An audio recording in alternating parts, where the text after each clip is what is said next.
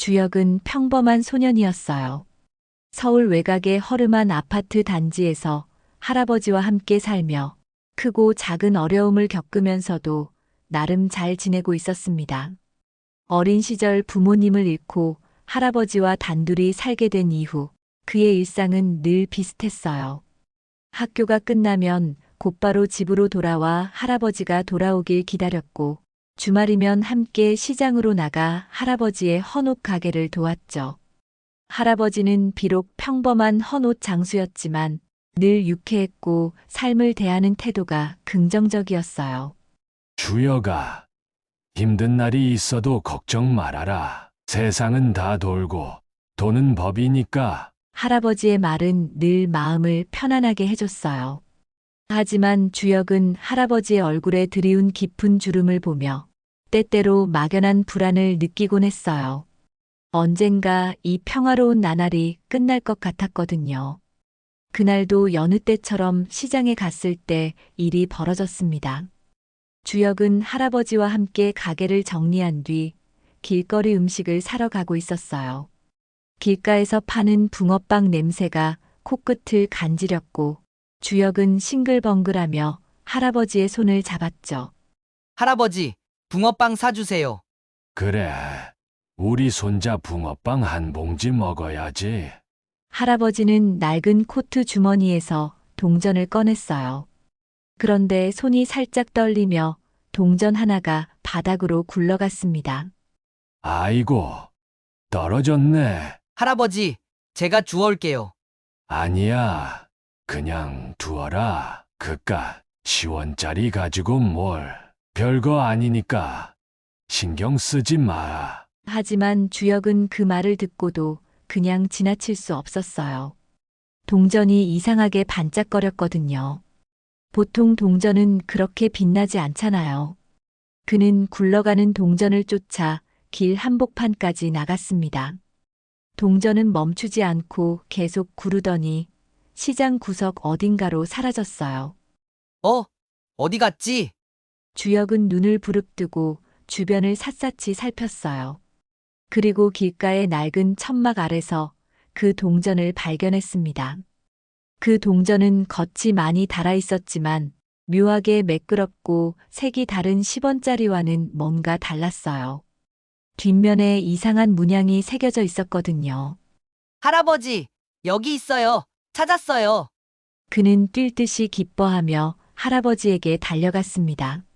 할아버지는 동전을 보고 잠시 멈칫하더니 묘한 표정을 지었어요.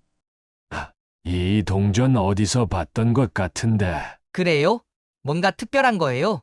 아니야, 아니야. 그냥 오래된 것 같아서. 그래, 너가 갖고 싶으면 가져가거라. 주역은 동전을 손에 쥐고 고개를 끄덕였어요. 그게 단순한 동전이라고 생각하면서도 이상하게 마음이 떨렸습니다. 그날 밤 할아버지는 평소처럼 주역에게 자장가를 불러준 뒤 잠자리에 들었어요. 잘 자라, 주여가. 내일도 힘내자. 네. 할아버지도 잘 주무세요. 그러나 다음 날 아침 할아버지는 깨어나지 않았습니다. 심장마비였습니다. 주역은 혼자 남았습니다. 부모님을 잃은 데 이어 할아버지까지 떠나자 그의 세상은 무너지는 듯 했어요. 장례식이 끝난 뒤 그는 할아버지가 남긴 낡은 나무 상자를 발견했습니다. 상자 안에는 오래된 사진과 몇 장의 편지, 그리고 자신이 어젯밤 주운 동전이 들어 있었죠. 편지를 펼쳐보니 할아버지의 손글씨가 또렷이 남아 있었습니다. 주여가, 내가 널 많이 사랑하는 거 알지? 이 동전은 단순한 돈이 아니다. 절대 잃어버리지 말고 너의 삶에서 가장 중요한 순간에 사용해라. 그러면 모든 비밀이 풀릴 것이다. 그 편지를 읽고 주역은 혼란스러웠어요. 단순한 돈이 아니라니 무슨 뜻일까요? 동전이 무슨 비밀을 품고 있다는 걸까요? 그때는 할아버지의 마지막 농담 정도로 생각하며 깊이 신경 쓰지 않았습니다. 그러나 그 동전은 이후 그의 삶에 엄청난 변화를 가져다 줄 운명을 품고 있었어요. 할아버지가 세상을 떠난 뒤 주역은 혼자가 되었습니다. 어린 나이에 느끼는 고독은 너무도 무거웠고 세상은 잔인할 만큼 차가웠어요. 그는 여전히 학교에 다니며 하루하루를 버텨냈지만 마음속 깊은 곳에는 지울 수 없는 상실감이 자리 잡고 있었죠. 시간이 흘러 중학생이 된 주역은 조금씩 세상에 적응해 나가고 있었어요. 그러나 할아버지의 마지막 유산이었던 낡은 동전은 여전히 그의 책상 서랍 속 깊은 곳에 잠들어 있었습니다. 가끔씩 꺼내 손바닥 위에 올려놓고 굴려보곤 했지만 딱히 큰 의미를 두지는 않았어요. 그저 할아버지의 흔적을 느낄 수 있는 유일한 물건일 뿐이었죠. 그러던 어느 날 학교 역사 수업 시간에 희귀 화폐에 대한 이야기가 나왔습니다. 선생님은 칠판에 오래된 동전의 사진을 띄우며 이야기했죠. 1960년대에 발행된 오류 동전들 중 일부는 매우 희귀해서 현재 경매에서 수억 원 이상의 가치가 있다고 합니다. 이런 동전들은 제작 과정에서 실수로 인해 조금씩 다른 문양이 들어가거나 불완전하게 만들어졌죠. 주역은 고개를 갸웃하며 자신의 동전을 떠올렸습니다. 혹시 내 동전도 이런 건가? 호기심이 생긴 그는 수업이 끝난 뒤 집으로 달려갔어요. 그리고 서랍 속에서 그 동전을 꺼내 자세히 살펴봤습니다. 동전의 뒷면에는 일반적인 10원짜리와는 다른 문양이 새겨져 있었어요.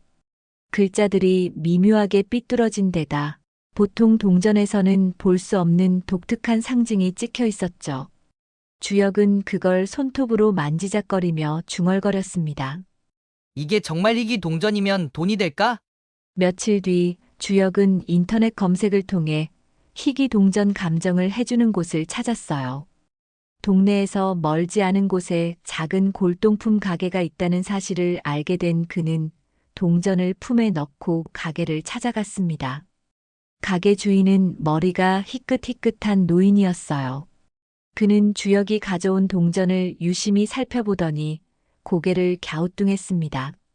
이 동전 어디서 난 거냐? 저희 할아버지가 주셨어요. 근데 이게 희귀한 거 맞나요? 노인은 한참을 고민하더니 조심스럽게 입을 열었어요. 희귀한 건 맞네. 하지만 이 동전은 좀 특이한 역사가 있어. 단순히 돈의 가치로만 볼 수 없는 물건이지.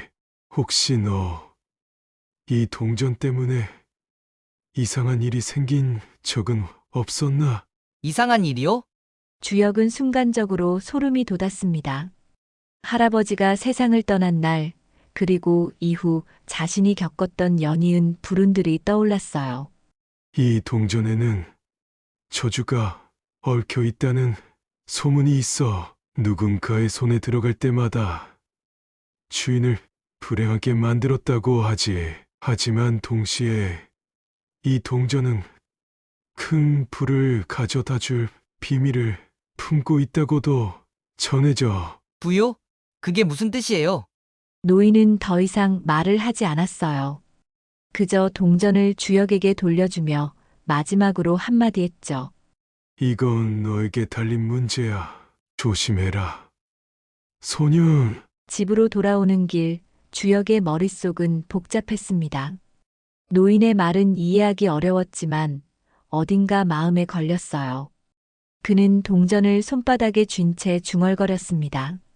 이게 진짜로 저주받은 거라면 왜 할아버지는 나한테 이걸 줬을까? 그날 밤 주역은 잠을 이루지 못했어요. 그리고 이상한 꿈을 꾸기 시작했죠. 꿈속에서 할아버지가 나타나 주역에게 말했습니다. 주여가, 이 동전은 단순한 돈이 아니야. 너가 용기를 낸다면 세상 어디에도 없는 보물을 찾을 수 있을 거다. 보물이요? 무슨 보물이요? 시간이 지나면 알게 될 거다. 하지만 조심해라. 동전이 너를 삼키지 않게 해야 한다. 할아버지의 목소리는 점점 희미해졌고 주역은 땀에 흠뻑 젖은 채 잠에서 깨어났습니다. 그는 손바닥 위에 올려둔 동전을 바라보며 다짐했어요. 내가 할아버지의 말을 믿고 동전의 비밀을 밝혀낼 거야. 다음 날 주역은 동전에 대해 더 많은 정보를 알아보기 위해 움직이기 시작했어요. 학교 도서관에서 희귀 동전과 관련된 책을 찾아 읽고 인터넷 게시판에 글을 올리며 관련 자료를 수집했죠. 그러던 중 한 외국의 동전 수집 사이트에서 놀라운 사실을 발견했습니다. 세계에서 단 한 개뿐인 10원짜리 동전 300억 원의 경매 낙찰. 기사에 올라온 사진 속 동전은 자신이 가진 동전과 똑같아 보였어요. 주역의 심장은 미친 듯이 뛰기 시작했죠. 이게 진짜면 내 인생이 완전히 바뀌겠는걸? 그러나 동전의 진가를 증명하려면 복잡한 절차를 거쳐야 했고, 그는 직접 그 과정을 하나씩 밟아나가기로 결심했어요. 문제는 이 과정에서 누군가 그를 주시하기 시작했다는 거였어요. 어느 날 밤 집 앞에 의문의 남자들이 서 있는 걸 발견했어요. 그들은 주역을 향해 위협적인 목소리로 외쳤습니다. 너 동전 어디 있지? 순순히 내놓으면 목숨만은 살려주마. 주역의 일상은 이제 더 이상 평범하지 않았어요. 그는 자신의 동전을 둘러싼 저주와 비밀을 밝혀내기 위해 끝없는 싸움을 시작해야 했습니다. 하지만 그 끝에 기다리는 것이 무엇인지는 아무도 알 수 없었죠. 의문의 남자들에게 쫓기던 날 이후 주역은 그야말로 전쟁 같은 하루하루를 보내고 있었어요. 동전을 품속에 숨긴 채 그는 숨죽이며 도망쳤고 친구들에게조차 상황을 털어놓지 못했습니다. 하지만 그는 확신했어요.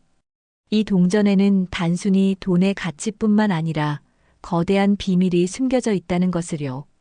주역은 그날 밤 한적한 도서관에 숨어들었습니다. 인터넷 카페에서 만난 한 희귀 화폐 전문가와 메신저로 연결되었거든요. 이 동전이 정말로 300억짜리 희귀 동전이라고요? 화면 속의 남자는 긴 침묵 끝에 대답했어요. 단순히 희귀한 물건이 아니라 이 동전은 오래된 지도와 연결된 암호 장치라는 설이 있어요. 지도요? 1950년대 말 금괴가 감춰졌다는 전설을 들어본 적 있나요? 실은 그 전설 속 금괴의 위치를 이 동전이 가리키고 있다는 추측이 있습니다. 그래서 이 동전을 손에 넣으려는 사람들이 이렇게 많은 겁니다.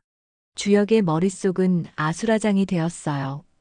금괴라니 영화에서나 나올 법한 이야기가 눈앞에 펼쳐지고 있었죠. 그럼 이 동전으로 금괴를 찾을 수 있다는 거네요? 이론적으로는요. 하지만 암호를 풀어야 합니다. 동전의 문양과 숫자가 뭔가를 의미할 거예요. 근데 왜 사람들은 그걸 저주받은 동전이라고 부르는 거죠? 전문가는 잠시 고민하다가 대답했어요. 그 동전은 탐욕을 부른다는 소문이 있습니다. 그것을 손에 쥔 사람은 필연적으로 불행을 겪게 되고 동전을 빼앗으려는 사람들로부터 평생 쫓기게 된다고 하죠. 선택은 당신 몫입니다. 계속 가지고 있을지 아니면 안전한 곳에 넘길지요. 주역은 더 이상 도망치고만 있을 수 없었어요. 그는 동전을 꺼내 손바닥 위에 올려놓고 한참을 바라보다가 결심했죠. 이 비밀을 꼭 풀어낼 거야. 할아버지가 내게 이걸 남긴 데에는 분명 이유가 있을 거야. 그는 동전에 새겨진 문양과 숫자를 분석하기 위해 밤을 새웠어요. 동전에는 일반적인 10원짜리와 다른 몇 가지 특징이 있었어요. 특히 뒷면에 있는 작은 별 모양의 문양과 가장자리에 미세하게 새겨진 숫자들이 이상했죠. 이 숫자들이 좌표를 나타내는 건가? 그는 인터넷 지도를 켜고 동전에 새겨진 숫자들을 입력해 봤어요. 그리고 놀랍게도 한 장소가 표시되었죠. 그것은 충청도 깊은 산속에 있는 오래된 폐광이었어요. 이건 그냥 우연일까? 그러나 주역의 직감은 아니라고 말하고 있었어요. 그는 바로 그 장소로 가보기로 결심했죠. 폐광으로 떠날 준비를 하는 동안에도 주역은 여전히 의문의 남자들에게 쫓기고 있었습니다. 그들은 점점 더 대담하게 주역의 주변을 맴돌았고 그가 사는 고시원까지 찾아와 협박하기 시작했어요. 동전을 넘겨라. 그렇지 않으면 너가 사랑하는 사람들도 위험해질 거다. 이 말에 주역은 온몸이 얼어붙었어요. 그는 스스로를 보호하기 위해 중고로 산 오토바이를 타고 서울을 떠났습니다. 목적지는 충청도 폐광. 그는 오토바이를 몰며 마음속으로 다짐했죠. 누가 뭐래도 나는 이 동전의 비밀을 풀 거야. 절대 포기하지 않을 거야. 하지만 폐광에 도착했을 때 그는 이미 누군가가 자신을 추적해왔음을 깨달았어요. 낡은 광산 입구에 검은색 SUV가 세워져 있었거든요. 주역은 몸을 낮추고 폐광 속으로 조심스럽게 들어갔어요. 폐광 안은 어둡고 축축한 냄새가 났지만 그가 손전등으로 비추자 바닥에서 희미하게 빛나는 물체들이 보였어요. 그것은 오래된 나무 상자들이었어요. 이건 뭐지? 그는 손으로 먼지를 털어내며 상자를 열어봤습니다. 그리고 숨이 멎을 뻔했죠. 상자 안에는 오래된 금괴가 몇 개나 쌓여 있었어요. 그러나 기쁨도 잠시 주역의 뒤에서 발소리가 들려왔어요. 거기 멈춰. 그는 놀라 뒤돌아봤고 SUV에서 내린 남자들이 총을 겨누며 다가오고 있었습니다. 우리가 그렇게 찾던 동전과 금괴를 손에 넣었군. 이제 그걸 넘겨라. 주역은 이를 악물었어요. 이건 제 할아버지가 남긴 거예요. 당신들한테 넘길 수 없어요. 그런 소리는 필요 없다. 우린 이미 이 동전의 위치를 알아냈고, 넌 더 이상 필요 없어. 그 순간 폐광 밖에서 경찰차의 사이렌 소리가 들렸어요. 폐광으로 떠나기 전 동전 전문가에게 도움을 요청하며 만일의 사태에 대비해 경찰에 신고해둔 상태였죠. 경찰은 남자들을 체포했고 주역은 금괴를 보호할 수 있었습니다. 경찰 조사를 통해 밝혀진 사실은 더욱 놀라웠어요. 그 금괴들은 한국 전쟁 당시 숨겨졌던 군 자금의 일부였고 동전은 그것을 가리키는 열쇠 역할을 했던 것이었죠. 그 후 주역은 금괴의 일부를 정부에 반환했고 남은 일부에 대한 보상으로 막대한 돈을 받게 되었어요. 단순히 돈이 아니라 이 경험을 통해 그는 자신의 삶에 대한 새로운 목표를 세우게 되었죠. 20년이란 시간이 흘렀습니다. 주역은 이제 세계적인 투자자로 성장해 이름만 들어도 모두가 알 정도로 유명한 억만장자가 되었어요. 희귀 동전으로 시작된 그의 여정은 그를 재화뿐만 아니라 예술, 기술, 부동산 등 다양한 분야에 투자하는 거물로 만들었습니다. 그러나 주역은 여전히 할아버지가 남긴 동전을 간직하고 있었어요. 그의 책상 위 가장 눈에 띄는 곳에 유리 케이스에 넣어 보관된 그 동전은 그에게 단순히 돈 이상의 의미를 가지고 있었죠. 모든 게 여기서 시작됐지. 그는 바쁜 일정 속에서도 때때로 동전을 들여다보며 회상하곤 했습니다. 하지만 그날 그가 가장 소중히 여겼던 동전이 사라지는 일이 벌어졌어요. 어느 날 아침 주역은 자신의 사무실에서 이상한 기운을 느꼈습니다.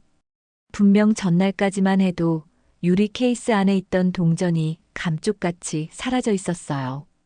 경비 시스템에도 이상이 없었고 범인의 흔적조차 없었습니다. 이건 단순한 도둑질이 아니야. 주역은 다시금 20년 전 자신을 쫓던 사람들이 떠올랐어요. 혹시 그들이 다시 나타난 것은 아닐까 하는 의심이 들었죠. 그는 곧바로 경찰에 신고했지만 동전은 여전히 행방불명이었어요. 그런데 그날 밤 주역은 익명의 발신자로부터 전화를 받았습니다. 동전이 필요하다면 다시 협상 테이블에 앉아야겠지. 누구냐? 너가 그 동전을 가져간 거냐? 그 동전은 너희 것이 아니야. 다시 원래의 주인에게 돌아가야 할 때가 됐다. 그 순간 주역은 동전이 여전히 자신만의 소유물이 아니었다는 사실을 깨달았어요. 누군가는 여전히 그것을 쫓고 있었고 그 동전이 가진 비밀은 끝난 것이 아니었던 겁니다. 주역은 자신의 네트워크를 총동원해 동전을 찾기 시작했어요. 여러 전문가들과 협력하며 동전에 담긴 진짜 의미를 추적했죠. 그 과정에서 그는 동전의 문양이 단순히 금괴의 위치를 가리키는 열쇠가 아니라는 사실을 알게 되었어요. 문양은 수백 년 전부터 이어져 내려온 고대의 암호로 전 세계적으로 숨겨진 또 다른 비밀 장소들을 가리키고 있었던 거였어요. 그리고 놀랍게도 이 장소들은 모두 세계적인 전설로 알려진 보물과 연결되어 있었죠. 이건 단순히 한 개의 금괴로 끝날 일이 아니었어. 주역은 동전이 더 거대한 음모와 연결되어 있음을 깨닫고 동전을 되찾기 위해 범인과 위험한 게임을 시작했어요. 주역은 범인의 전화를 받고 난 뒤 혼란과 두려움에 휩싸였지만 곧 결심했습니다. 이 동전은 단순한 금속 덩어리가 아니라 그의 삶을 바꾼 할아버지의 유산이자 모든 희망의 시작이었기 때문이죠. 그는 동전을 되찾기 위해 스스로 움직이기로 했습니다.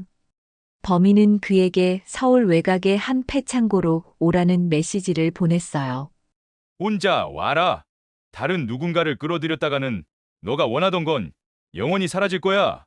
주역은 단서를 쥐고 곧바로 현장으로 향했습니다. 폐창고에 도착하자 어둠 속에서 몇 명의 남자들이 나타났습니다. 그들 중 한 명이 동전을 들고 있었죠. 손가락으로 빙글빙글 돌리며 주역을 비웃듯 말했습니다. 이걸 찾으러 왔나 보군. 너가 이렇게 끈질길 줄은 몰랐다. 그건 내 거야. 돌려줘. 주역은 떨리는 목소리로 외쳤지만 상대방은 코웃음을 치며 대답했어요. 너 거? 이건 우리 모두가 탐내는 보물이야. 너가 이 동전의 진짜 가치를 알기나 하는 거냐? 그들은 동전을 넘기기 위해 주역에게 터무니없는 거래를 제안했습니다. 동전을 가져가고 싶으면 우리가 시키는 일을 해. 위험한 일이지만 너가 원한다면 한번 해봐. 범인들이 내민 조건은 황당했습니다. 그들은 동전이 가리키는 또 다른 보물의 단서를 찾아오라고 했죠. 보물은 외국에 있는 특정 장소에 숨겨져 있다고 말했습니다. 이 동전은 단순히 금괴로 끝나는 게 아니야. 이 동전이 열쇠라면 그 열쇠가 여는 문도 존재한다. 그 문을 찾아서 열어라. 그러면 동전도 너의 목숨도 살려줄게. 주역은 그들의 제안을 받아들이는 척하며 시간을 끌기로 했습니다. 그리고 그동안 자신의 네트워크를 총동원해 도움을 요청했어요. 그는 동전 전문가와 연결된 국제적인 화폐 수집가, 그리고 경찰의 협력을 이끌어내며 자신만의 계획을 세웠습니다. 며칠 뒤 범인들은 약속한 장소에서 주역을 다시 만났습니다. 그들은 주역이 단서를 찾아왔는지 확인하려 했고 동시에 동전을 들고 협박을 이어갔죠. 너의 노력은 인정해주지. 이제 약속한 대로 보물을 풀 열쇠를 가져왔겠지? 그럴 리가 없잖아. 주역은 단호하게 말하며 한 발짝 다가갔습니다.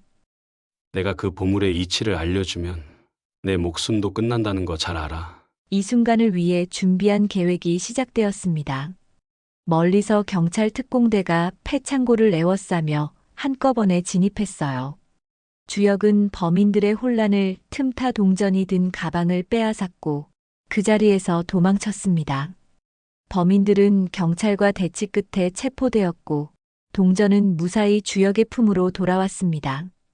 그 과정은 치열했지만 결국 그는 동전을 지키는 데 성공했죠. 이제 동전은 다시 주역의 손에 돌아왔고 그는 그것이 단순한 유산이 아니라 자신의 운명을 바꿀 상징임을 다시금 깨닫게 되었습니다. 그는 중요한 선택의 기로에 놓였습니다. 동전을 이용해 남은 보물의 비밀을 풀 것인지 아니면 동전이 초래할 더 큰 위험을 막기 위해 영원히 세상에서 지워버릴 것인지 말이죠. 그는 한참을 고민하다가 결국 이렇게 결심했어요. 돈과 명예보다 중요한 건 내가 어디서 왔는지, 그리고 지금 무엇을 지켜야 하는지 아는 거야. 그는 동전을 깊은 바다에 던져버렸습니다.